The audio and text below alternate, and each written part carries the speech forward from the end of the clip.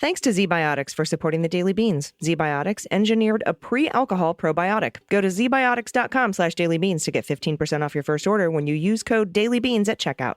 News with swearing. Daily Beans, Daily Beans. Daily Beans, Daily Beans.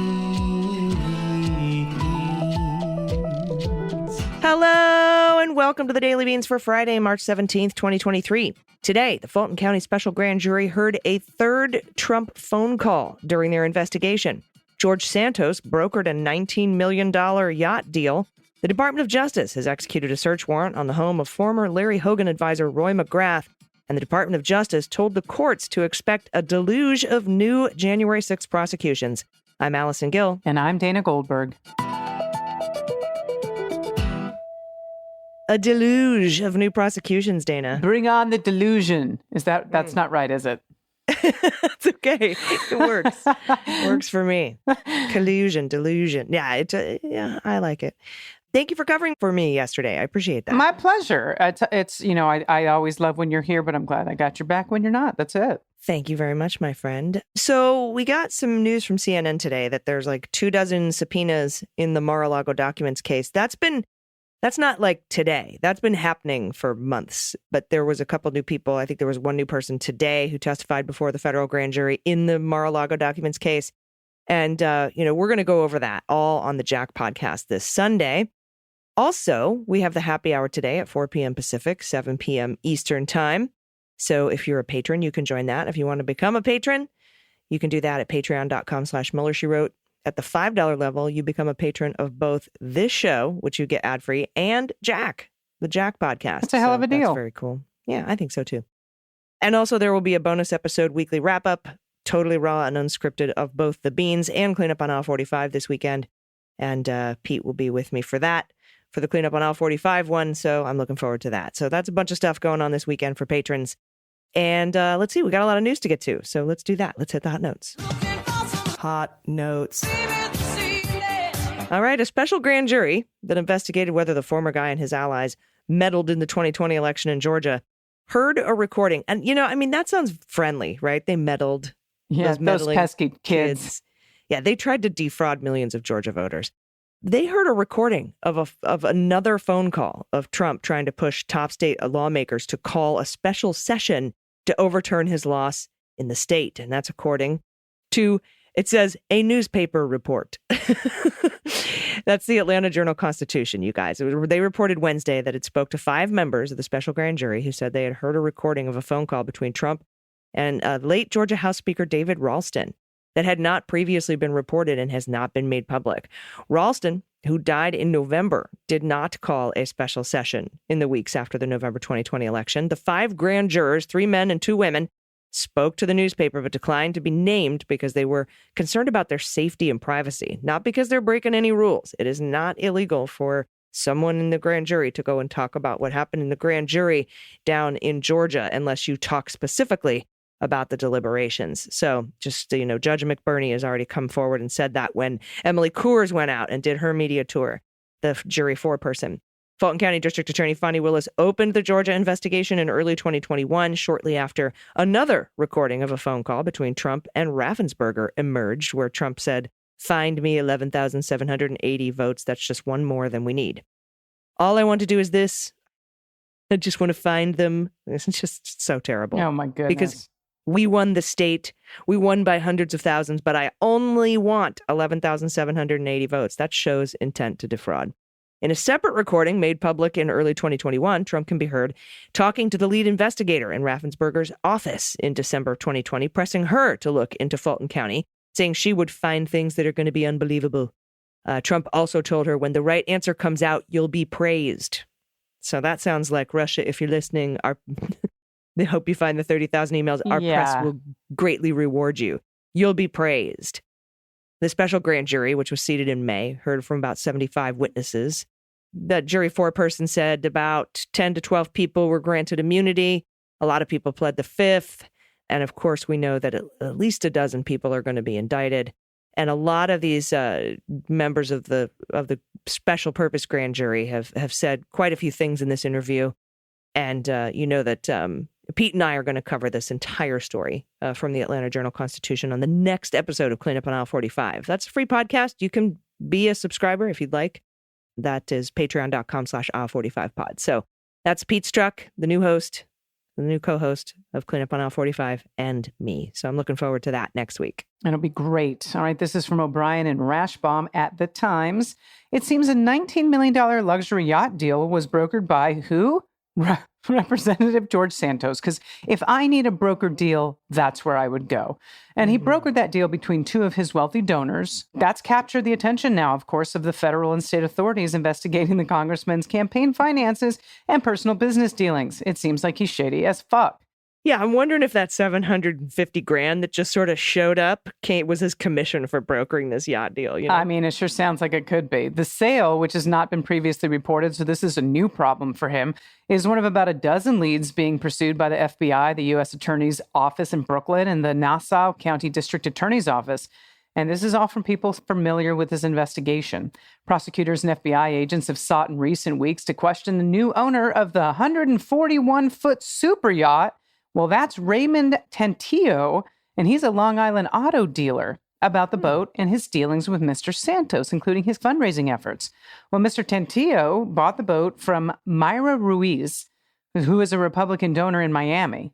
All right. Now, Mr. Santos negotiated the payment. I don't fucking know why, which was $12.25 million up front, with $6.5 million more in installments, and advised the two on the logistics of turning over the yacht, according to a person familiar with the sale, which took place weeks before his election in November. Huh. All right. How do you do it? All right. So we'll meet you down at the dock, and you untie the 141-foot yacht, and then we'll drag it over to this other slip. Like, how do you just hand the keys over? Does the staff come with it? I'm confused. I'm also don't understand why he would know anything about any of this shit. Now, it's not clear what laws, if any, that may have been broken in this transaction. Several election law experts say that if the sale was designed to inject money into Mr. Santos's campaign, i.e. a commission, it may be a violation of federal law governing caps on campaign contributions.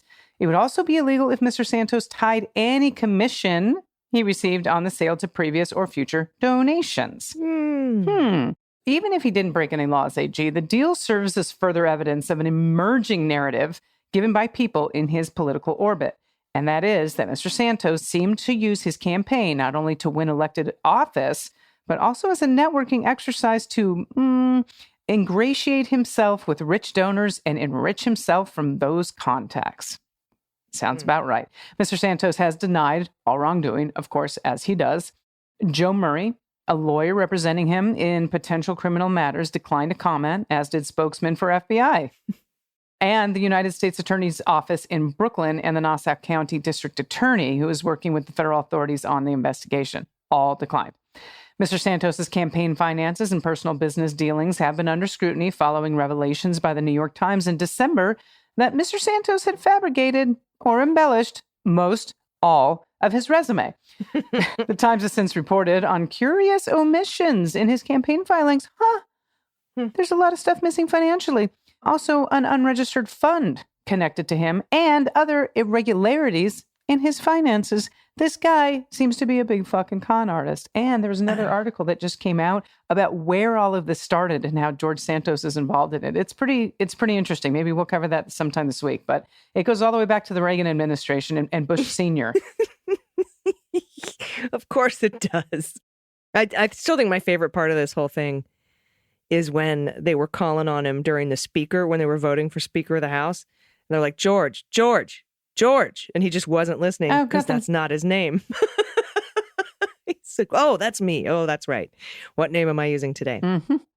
All right, up next, more than 1,000 additional people could still face charges in connection with the January 6th riot at the Capitol. And that's according to a letter to the D.C. federal court from the U.S. Attorney's Office in Washington. This one-page letter, which was reviewed by Bloomberg News, was sent last year. This is Zoe Tillman, by the way, at Bloomberg. This was sent last year to the chief judge and hasn't been previously reported. It offers details on what Merrick Garland has called one of the largest, most complex, and most resource-intensive investigations in our history. The October 28th letter from U.S. Attorney Matthew Graves to Chief Judge Beryl Howell, which came as the department neared its 900th arrest, estimated an additional 700 to 1,200 defendants. That could roughly double the number of cases filed so far, with this month marking the 1,000th arrest, according to statistics from the U.S. Attorney's Office. The more than 1,000 people already charged have clogged the court's docket over the past 2 years. Prosecutors continue to bring new cases as special counsel Jack Smith pursues a separate probe into efforts by the former guy and his allies to undermine the election. Graves warned Howell in the letter that it was, quote, incredibly difficult to predict future cases given the nature and the complexity of the investigation. He wrote that he didn't know how many of the new cases would involve misdemeanor versus felony charges, but he expected a higher percentage of felonies. Quote, we expect the pace of bringing new cases will increase in an orderly fashion over the course of the next few months, he wrote.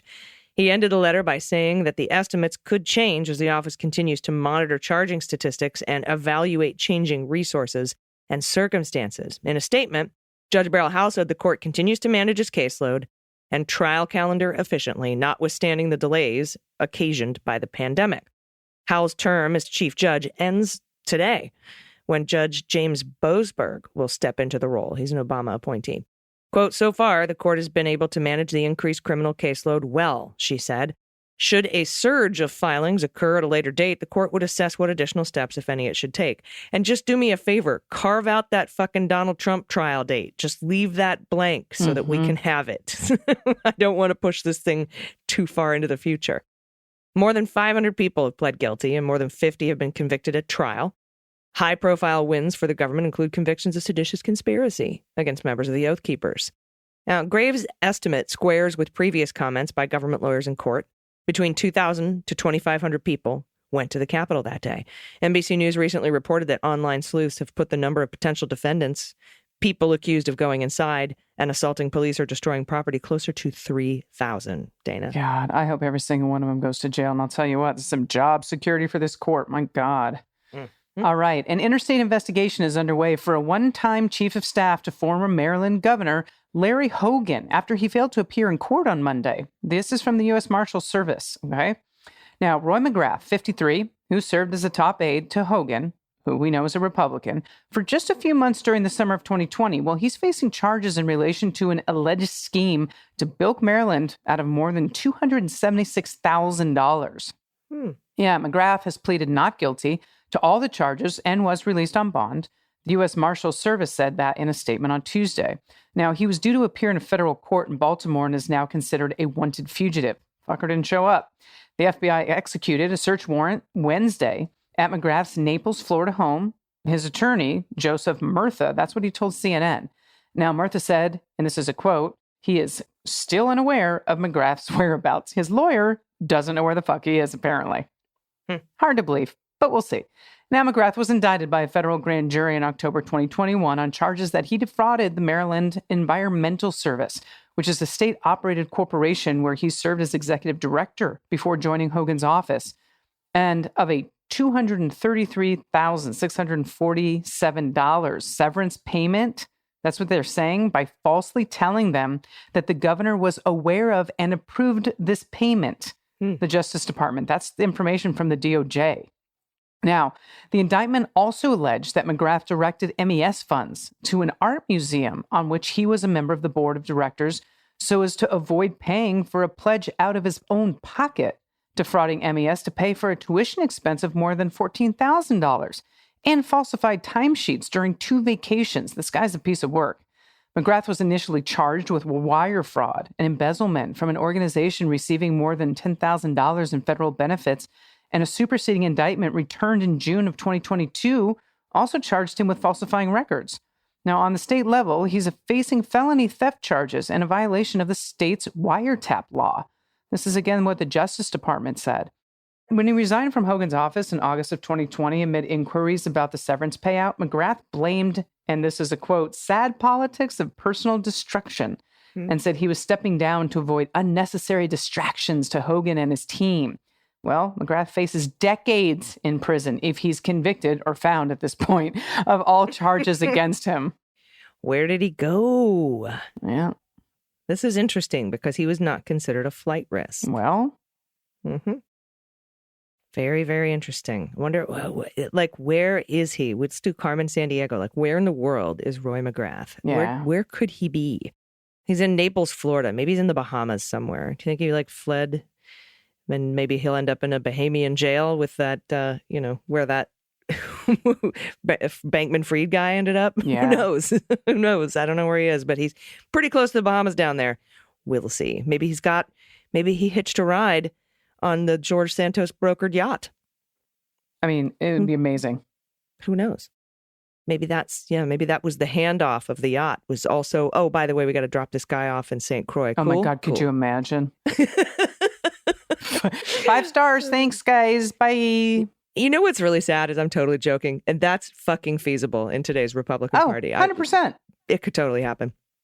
All right, everybody, stick around. We'll be right back with the good news. After these messages, we'll be right back.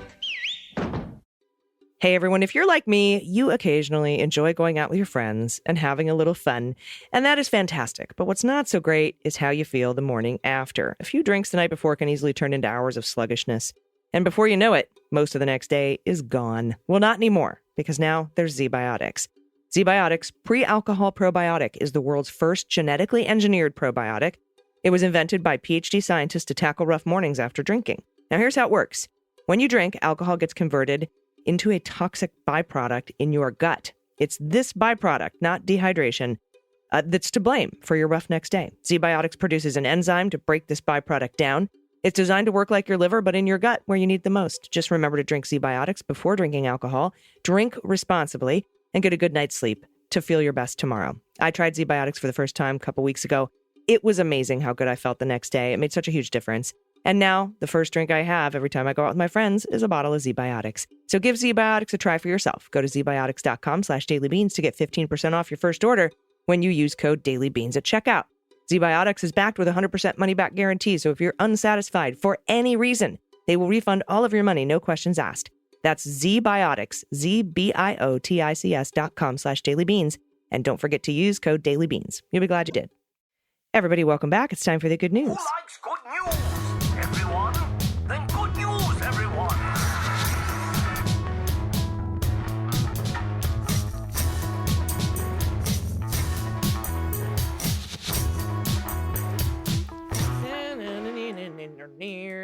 Good news, good news. And if you have any good news, confessions, corrections, you want to play shit my kid says or shit my parents say or shit you say, or you want to give a shout out to somebody that you love or an adoptable pet in your area, or send us your pod pet pics for tax, especially in costumes. And also baby photos, send them in, frog orgies, whatever you've got, send it to us at dailybeanspod.com and click on contact. All right, Dana, first up from Amy, pronouns she and her. I hate that the first time I post to you is a correction because I love you both so much. But mommy is pronounced mommy. Ohio has become increasingly embarrassing. Even worse, I live in Jim Jordan's district, so every day bruises my soul. I'm so sorry, Amy. As an apology for the correction, I have a pet tax. The dog is Max and the cat is Chloe. Max is only has 2 breeds to him, and neither one is Chow. He's wedge-shaped. His ass end is almost 2 feet wide. Oh. Chloe is my girl who sticks by my side even when Max tries to run her off. I love them both dearly. All right, dog breeds. That looks like a St. Bernard Golden Retriever. That's probably not it. But or an Aussie Pyrenees? Oh, Pyrenees. Yeah, I always get those confused with the St. Bernard. I should say Aussie, but we actually call them Aussies here in the United States. But Australian Shepherd. And look at the beautiful calico Chloe. Beautiful. Okay. Dog breed. Bernese Mountain Dog Great Pyrenees. Nice. Oh, we just call him an adequate Pyrenees. That's hysterical. That's great. Thank you so much for that. I love that. All right, this is from Charles from New Orleans, who apparently has some French in them, which is il lui for pronouns. Hello, Beanstalkers. Good news. I now have a pod pet. I've been listening since the days of Mueller controversy. Mueller. Yeah, the Mueller controversy. Yeah. I got a cat a week or 2 before Mardi Gras. She was unceremoniously dropped off at my friend's place, and they have 3 cats. She was not well received and bullied. As a bachelor, I took her in. She hid under the couch for days. Now she joins me for sleep every night. I've witnessed the zoomies. Her name, Shai Hulud, Empress of Chub. Shai Hulud, Empress of Chub. This cat is bonkers. Well, And it will not eat tuna, chicken, bologna, cheese, or any human food. It's really bizarre. I love I can finally pay my pet tax. She's wonderful and can do no wrong. And she likes to lay on a box. Look at the baby. Or lie in a box. Look at the chonk. I want to pet the belly. I hope, Charles, that she likes belly rubs. All right, next up from Anonymous, no pronouns. Natty is our first rescue that wasn't a dog. Natty spent 4 minutes inside this taped area. This is going to be really fun. I also want to know the timelines of how long these cats stayed. I told you guys. All right, so we have a new game. If you have a cat, take some painter's tape, make a rectangle on the floor. Your cat will sit in it. Let us know how long your cat will sit in it, has sat in it, and also send a picture. Anonymous, thank you for this. 4 minutes. So good. I told you, Dana. I told you it worked. You did. All right, this is from Angela, who is the mother of Panoot. Just kidding. Panoot. It's the mother of Peanut. I've been such an insufferable bee lately. I thought it was due to daylight savings or allergies in Texas, possibly. It could also be because you live in Texas, Angela. I had not thought about my allergy to mold and my ongoing water damage insurance claim until my doctor yelled at me today. Good for your doctor. That's dangerous. So in the future, maybe all us strong, independent women need to remember to breathe and accept help when offered. Just according to my oncologist.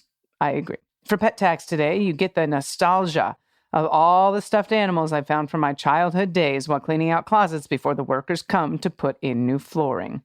We got number 1. We've got the creepy-looking sheep. That's named Lammy Pie and is 50 years old. The dog with the tongue sticking out is the last toy my grandfather gave me as a child. We named her Sandy. The floppy dog on the top was a Christmas gift because my dad didn't want to give me an actual dog.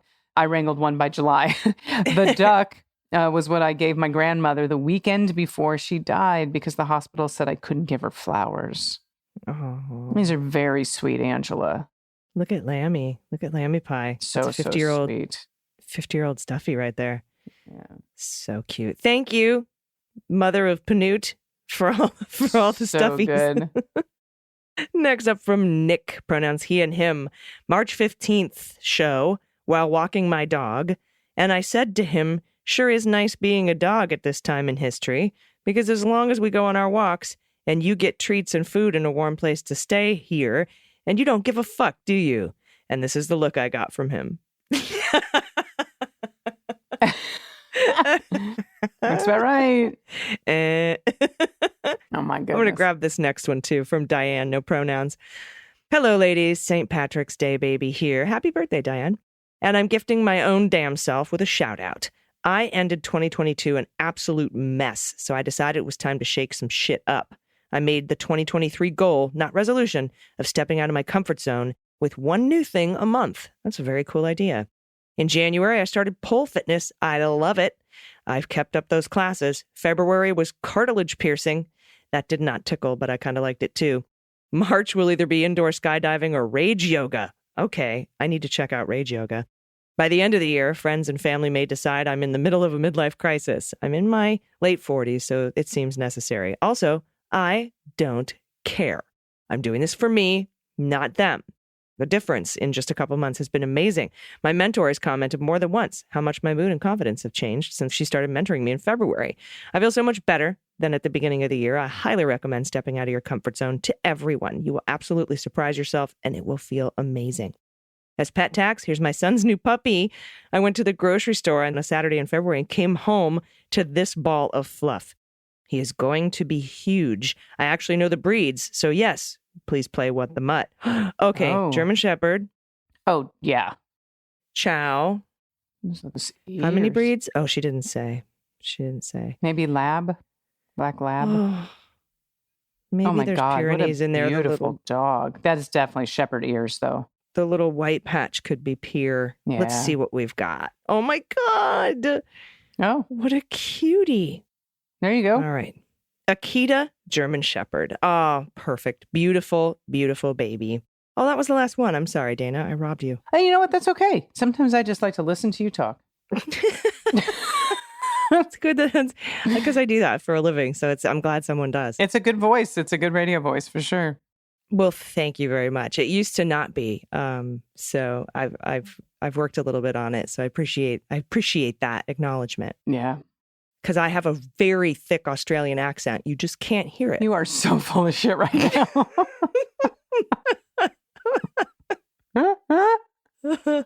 Oh, man.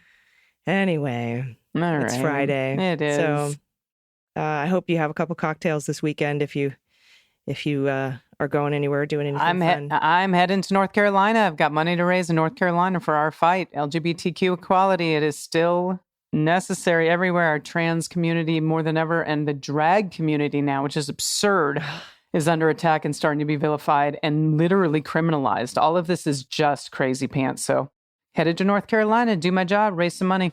North Kakalaka. Awesome. North Kakalaka. That's going to be an excellent show. And are you doing anything on May 20th? I can't remember. I am. May 20th, Albuquerque, New Mexico. If you're in the surrounding area, Beans listeners, I think there's only 15 tickets left for this show. It's a 300-person theater. It sold out in 2 weeks. I could not be more proud. And it's still 2 months away, but it's just a one-night show. If you are hearing this and you're thinking, oh, I can wait to get tickets, don't wait. Go to my website, danagoldberg.com. It's just been redone. You can go to the appearances page, scroll down, Dana Goldberg back in Berkey, and make sure you get your tickets before they're gone, because they are going to go. I would imagine it's going to sell out next week. Yeah. If you're thinking it's the last minute, it is. It's the last minute. Get your tickets. Yep.